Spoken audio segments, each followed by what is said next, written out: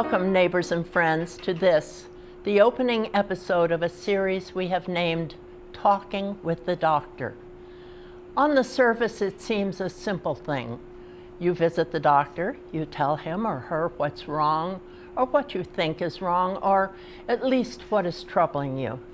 He or she listens, nods, makes a few notes on the computer, asks a few questions, and proceeds to tell you what you need to know and what can or will be done to eliminate the problem. It sounds simple and routine, but it isn't.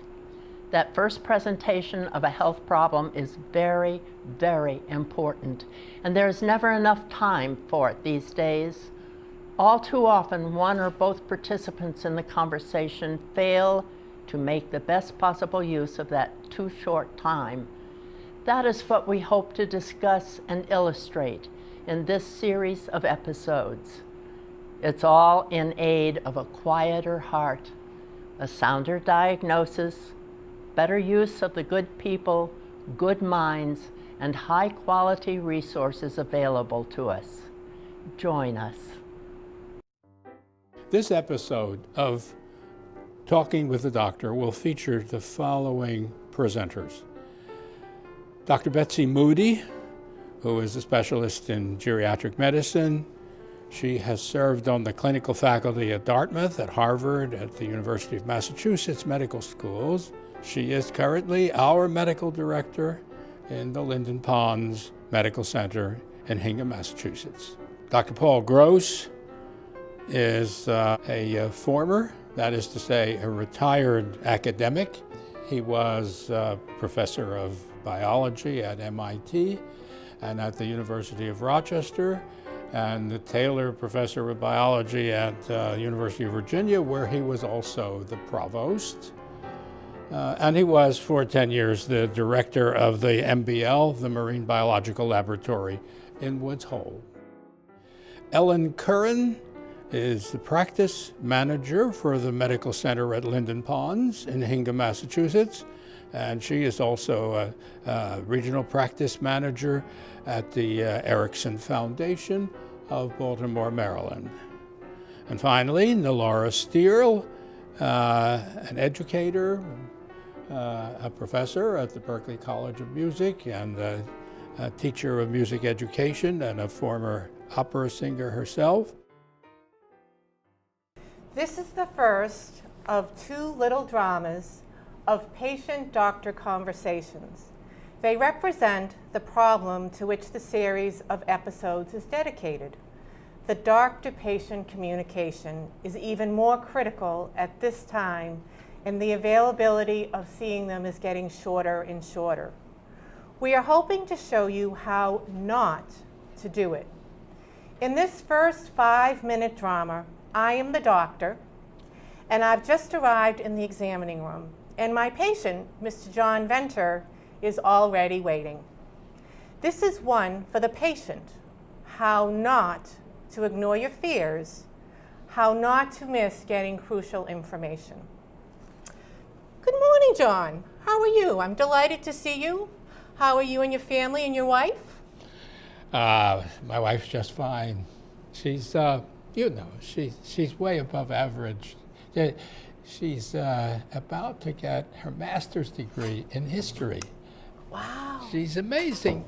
You know, I did know that. She told me when she was here last month for her annual physical, and I think that's wonderful.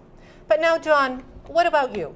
Why are you here? Are you here for your annual? Have you had your annual visit? Let me see what's going on with you. Ah, yep, I see. We did do it a little while ago in January, right? Yeah, that's right. No problem. It was fine. Oh, good, No good. problem. All right, so what brings you here today? You didn't tell the schedule while you were coming in, so what can we do for you? Well, it's nothing big. Mm-hmm. Just a little of this, a little of that, but basically okay. Well, good. I'm glad to hear it. Now, are you up to date on your medications? You need any refills? Oh yeah. You know, Celia is the RoboCop on medications. She doesn't let anything get past. Besides, that damn drugstore bothers us with the telephone. I know. Okay, well, that's good. But, all right, aches, pains, worries, anything like that? I do get these stomach pains once in a while. There's nothing important. They go away. Nothing much. But I did give up on the Pepcid All right. because that didn't work. And this isn't heartburn. It's way lower down. All right, wait a minute. When you say way lower down, what are you telling me? Well, you know, the lower abdomen down there, sort of. Oh, okay, all right. Well, I want to take, wait a minute. John, you had a colonoscopy. We scheduled colonoscopy for you last. What happened? Wait a minute. I don't see any results from a colonoscopy. John, what happened? We had that scheduled. I had to cancel that time because I had to go out of town, and it's a nuisance. John, this is our decision together. This is important. This is very important. Now, why did you not get this? What was going on? It's really not a problem. But you're having abdominal pain. Look, I don't like to talk about this, Doc. It's kind of embarrassing. And we all have things that are embarrassing in our lives, in our healthcare. I have things, but we have to address them, and we have to know what's going on, and we have to get to the root of it. So why are you afraid of a colonoscopy? What, me? Afraid? No. Look, my older brother died of colon cancer. And my father, well, we were never sure, but he had bad stomach pains all the time. All right. So you know what? I get it. But this is about you, and this is about your problem. And we don't know what your problem is right now. So we need to find out what's going on. So what can we do to help you make sure that we get this colonoscopy done? Well, tell me what I need to do. Well, this is what's going to happen, all right? We're a little late on time, but this is important. You're going to talk to my assistant. We're going to get you scheduled. It's an easy process these days. It's not like it was before. Let's do this. Let's get the results and see what's going on. Okay, Doc. All right? Let's do it. We'll do it. Excellent. There you saw time wasted, blocking the search for a proper diagnosis. And there you saw fear of an outcome driving a patient to choose ignorance over getting the truth or doing something about it. Now next, I'm the patient, and Paul is the doctor. This time it is about how the doctor who is lecturing so that he misses what the patient needs to report. This is how the doctor should not behave, but does occasionally. He, the doctor, has joined the patient in the exam room. Hello, Ellie. Great to see you. Let me just get these files up here. Okay, I pulled them up now. How are you? Good. Family, everything. Jack, Yep, we're your daughter? Good. Yep, everyone's great. Thanks for asking. Good. Now, UTIs. It's a problem. It's a common problem. It's manageable, you know. You have enough Cipro. You keep. Thank you. Yes, I just got a refill. I'm really good on that. That's going well. Good. I'm glad to hear it. Now, are you keeping all your prescriptions current? And look, you told my PA that you were bothered by dryness again. Now, tell me first, are you using those lubricant eye drops I told you about? I'm being very careful. I use them in the morning. It seems to be working well for me. You were worried about putting stuff in your eyes, but you're not worried about that anymore. Practice makes perfect. Good. All right. Let's see. You know, there are dryness issues and problems that do happen to be associated with aging. I am not talking about old age. Thank you. I'm talking about aging. Yes, Usually doctor. graceful.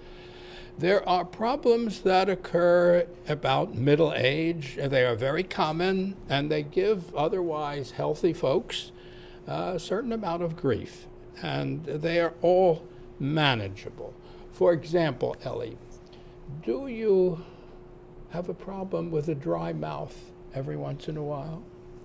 Well, if I do, I drink some water or have a cup of tea, but that works. Not something that you worry about. No. I mean, my husband has some problems sometimes with a couple of things like that, but you know, I'm good, and he takes his eye drops, and he's good, and no, we're good. We're good on that front. Yep, we're good. Yep. Okay, now. But you know, Doc, I did want to talk to you about a dryness issue, but you know, I'm kind of embarrassed, you see, and I don't know why, but more and more, I'm having vaginal dryness.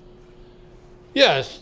Well, now, have we spoken about Sjogren's disease at any point?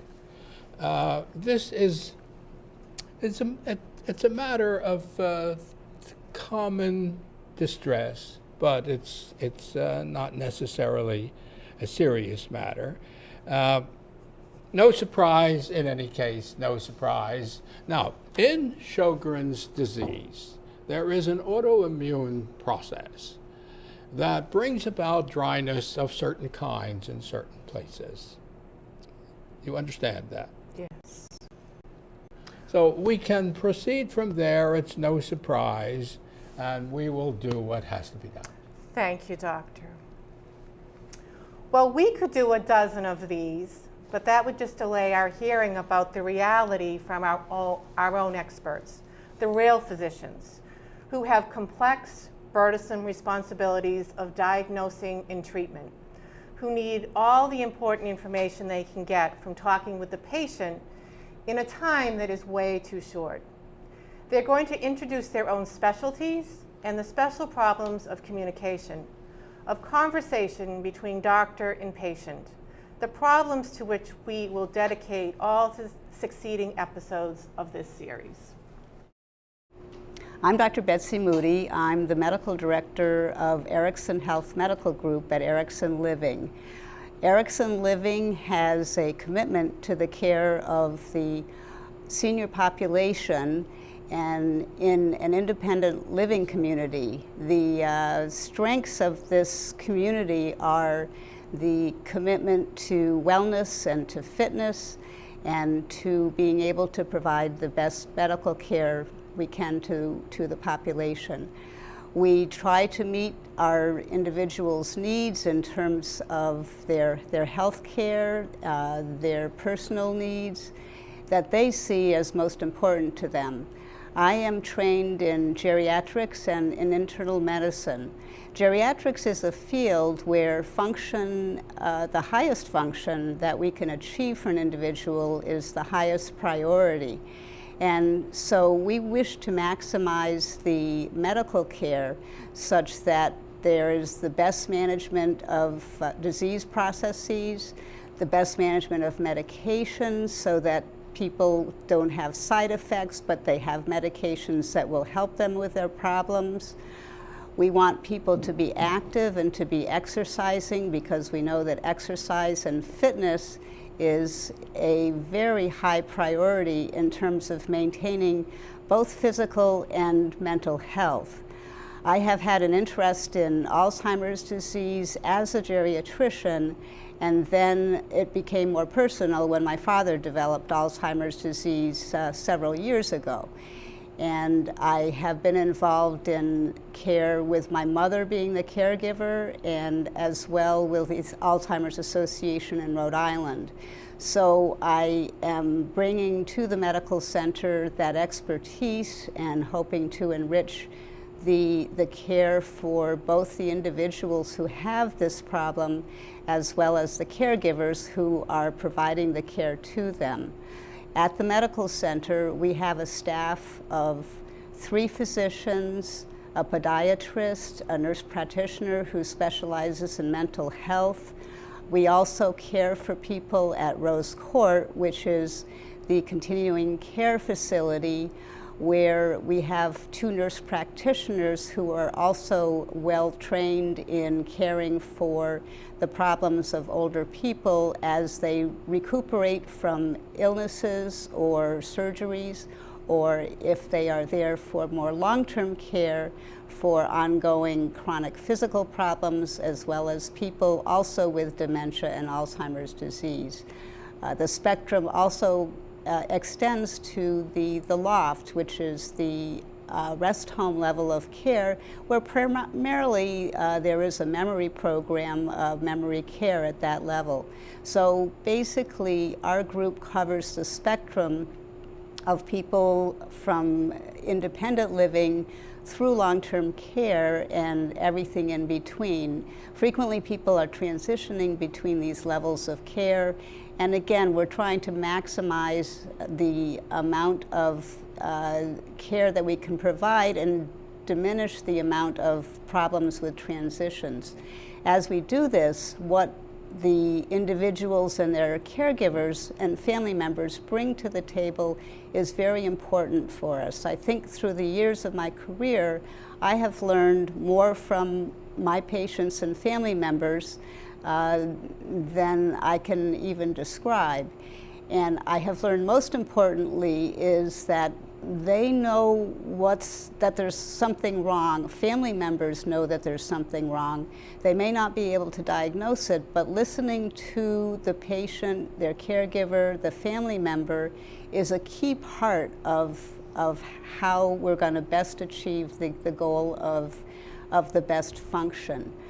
Sometimes as physicians, we get too focused on what we want to accomplish, and we don't really listen to the chief complaint because we're trying to get other information and say what we want to say.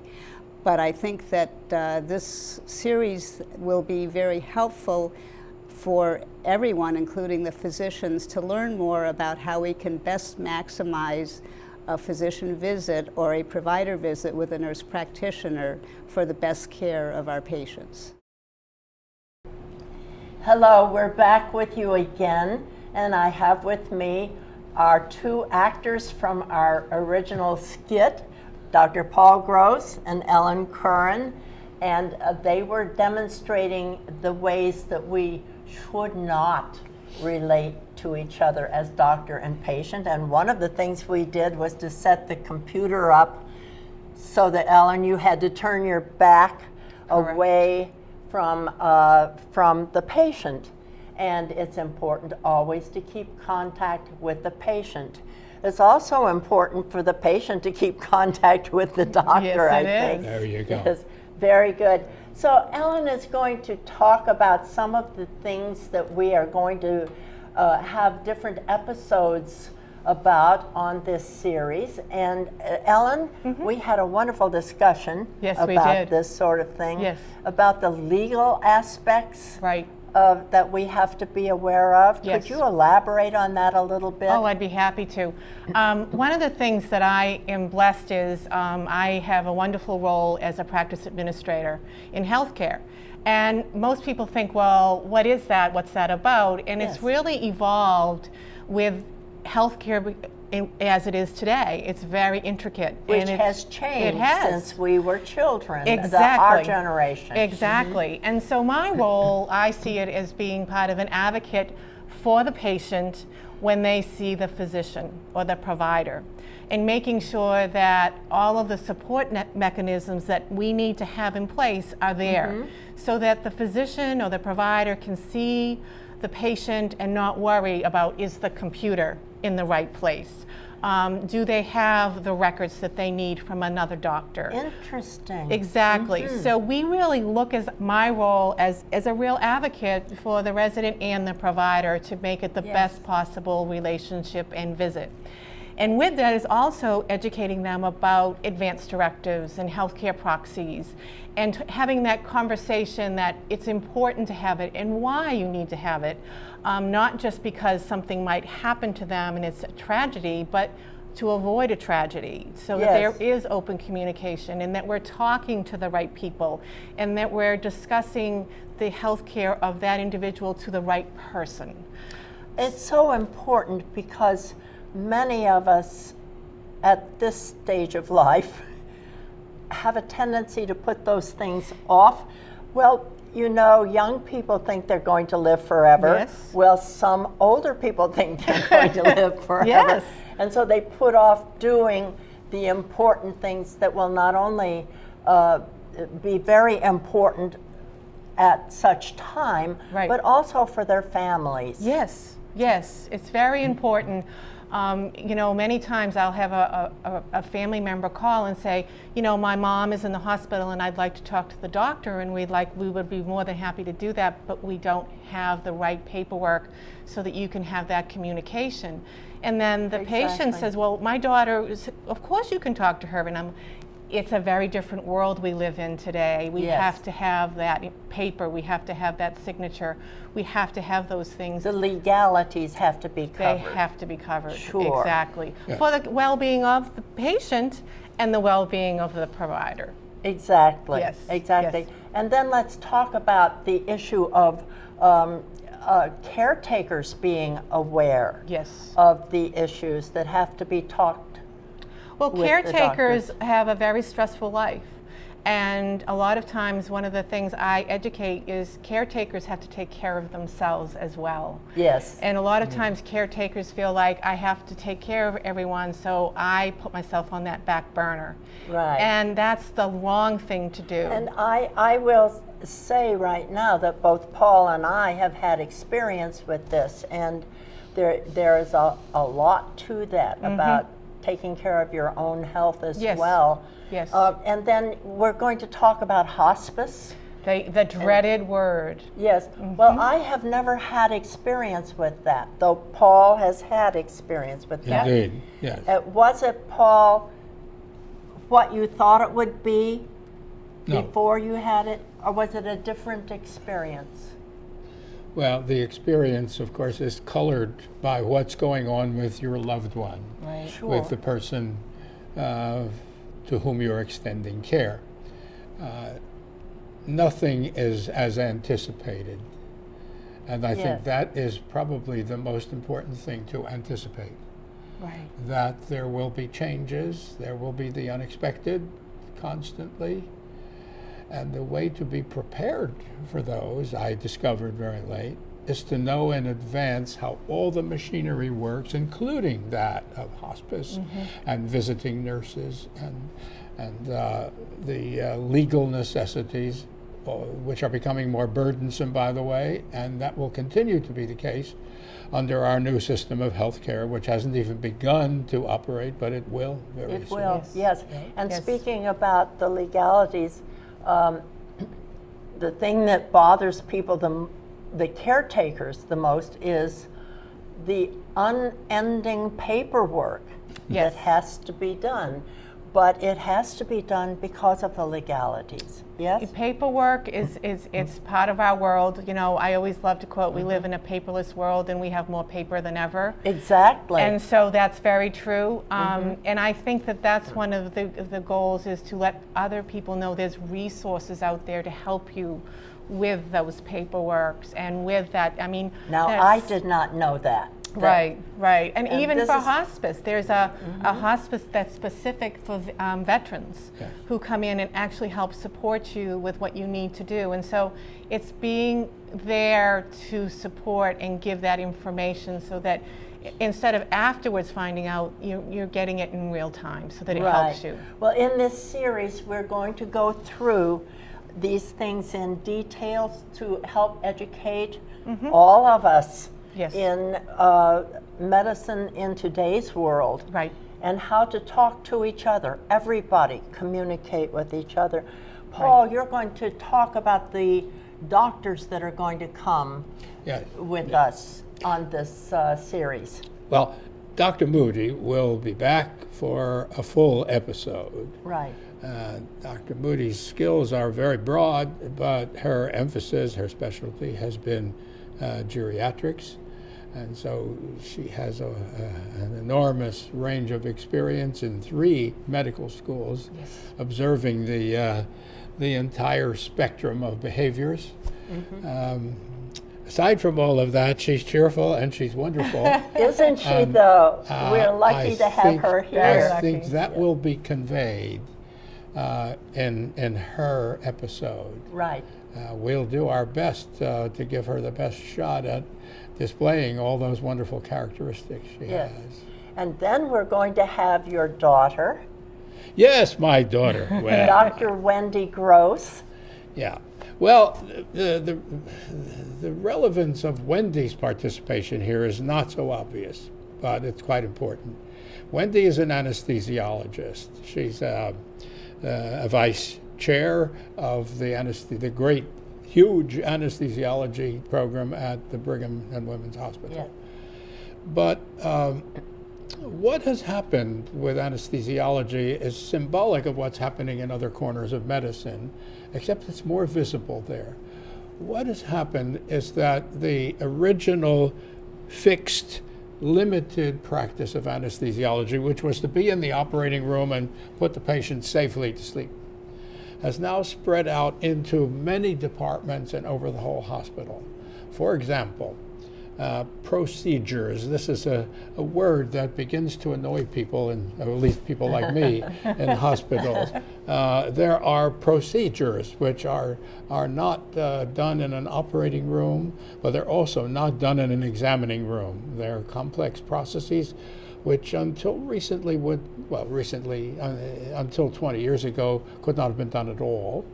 Now they can be done, and now they're done so well and so practically that they can be done outside the operating room.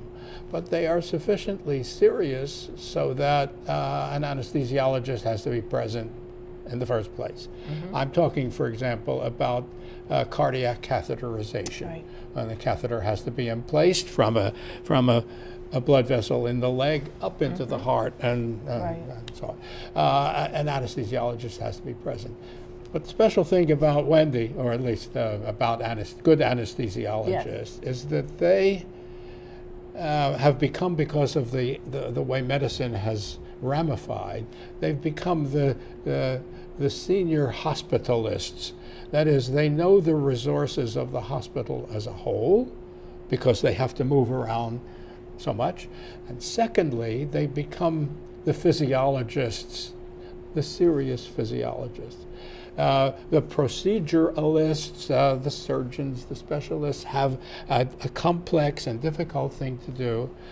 And when that's happening, as opposed to an ordinary visit with your family doctor, there is nobody left who has a sense of the whole patient, the physiology of that whole body, how it's doing, how it's going to withstand putting a breathing tube in, how the airway is going to function, how blood pressure is controlled, and will it be controlled, and so on. That sort of thing has now fallen to the senior anesthesiologist. And so it becomes important to talk to your anesthesiologist when they come in. The first, They need to probably the first person a patient talks to after the initial quick visit with the person doing the procedure. Yes. The first person who comes to talk to the patient in some detail, to get to know the patient, is the anesthesiologist. Definitely. So that's what she does. And In this day, we had talked that in this day and time, patients are seeing more and more specialists. Yes. yeah. And so to have an anesthesiologist who can see the umbrella picture, so to speak, becomes very, very important. Very important. Yes, I'm there going- are others, but that's really what Wendy's good at, and I think that's Yes. why she has her administrative job and so on. We have a few minutes that I would like to talk about people of our generation, the residents here at Linham for Ponds. yourself. And goodness sakes, we're all getting there. But technology has taken over, and as such, it is changing the way we have to relate to our doctors and everybody else it changes the way we relate to the kids at the grocery store, everything. But where this has changed for us is that the doctor will be when the doctor is typing or looking at the computer, they actually are looking at us. It's just a different way of looking at us. And so I wanted to make that very, very clear to all of us, to be aware that things are changing and we need to adapt. We need to learn how to talk to our doctors, and we need our doctors to talk to us. We hope you'll be with us for this entire series. It's going to be a very interesting and exciting venture. Thank you, Dr. Gross. Thank you, Thank you. Ellen Curran, for being with us, and we hope to see you again soon.